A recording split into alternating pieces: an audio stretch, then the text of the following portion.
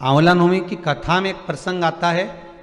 आंवला नवमी का पूजन आपको करना आता है। व्रत करने वाली माताएं व्रत करती है, आंवले के पेड़ के नीचे जाकर पूजन करना, भोजन करना, आंवले का वृक्ष की छाया में बैठना, उस दिन किसी को अपशब्द ना कहना, आंवले की पूजन कर कर अपनी झोली को पसार कर चीटी उंगली और अंगूठे से आंवले की छाल को थोड़ा सा पल्लू में गिरा लेना, उस छाल को ले जाकर अपनी बरकत में, अपनी अलमारी में, अपनी तिजोरी में रख देना। यह आंवला नवमी की पूजन का विधान है, संपदा के। और आप सबसे निवेदन करूंगा कि आंवला नवमी के दिन शाम के समय पर आंवले के वृक्ष के नीचे घी का दिया लगाकर कनक धारा स्तोत्र का पाठ अवश्य करें। नहीं आता हो तो मोबाइल पे उसको सुने, और एक बार आंवला नवमी के दिन आंवले के वृक्ष के नीचे कनक धारा स्तोत्र का पाठ चाहे संस्कृत में चाहे हिंदी में करना चाहिए। उससे साल भर लक्ष्मी की कमी नहीं आती और आनंद का अनुभव करो। शंकर भगवान ने कहा, लक्ष्मी जी क्षमा मत मांगो, एक काम कर दीजिए। क्या? बस एक कार्य चाहिए।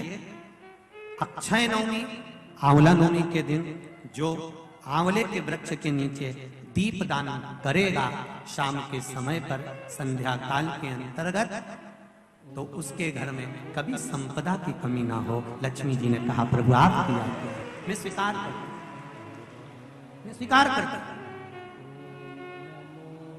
जितने भी लोग कथा श्रवण कर रहे हैं और जो लोग नहीं सुन पा रहे हो, इस कथा की एक छोटी सी बात जनमानस तक पहुंचाइए कि आंवले के वृक्ष के नीचे आंवला नवमी के दिन शाम के समय दीप दान अवश्य करें, जिससे आपके जीवन में खुशियां समाहित हो, जीवन में आनंद की अनुभूति, जीवन का सुख।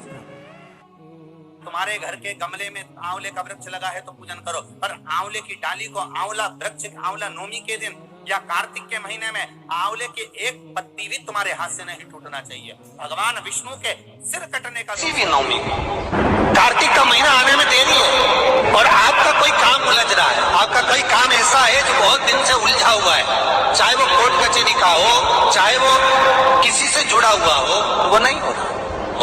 स्कंद पुराण कहती है कि किसी भी नवमी को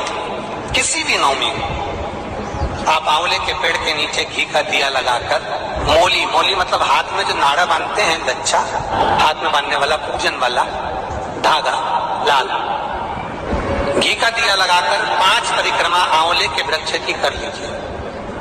और परिक्रमा कर कर धागे को वहीं पर छोड़कर थोड़ा सा धागा और अलग से लेकर किसी टहनी पर उसको कामना कर कर बांध दीजिए।